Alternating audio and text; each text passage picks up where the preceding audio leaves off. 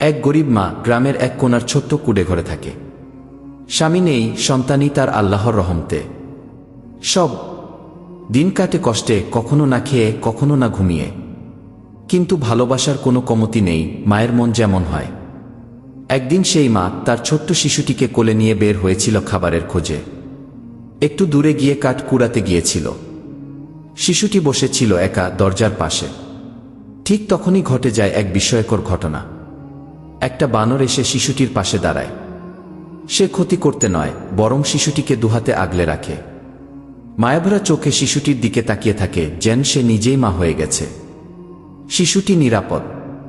বানরটি যেন জানিয়ে দেয়, এই দুনিয়ায় এখনো ভালোবাসা আছে, মমতা আছে, হেফাজত আছে।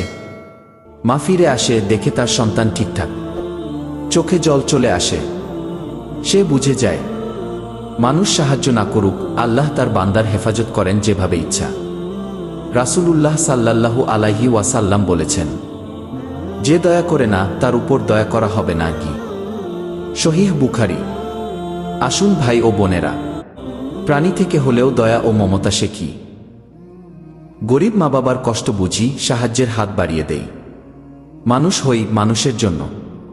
এরকম নিত্য নতুন প্রকৃত ভিডিও পেতে আমাদের চ্যানেলটিকে সাবস্ক্রাইব করে রাখবেন।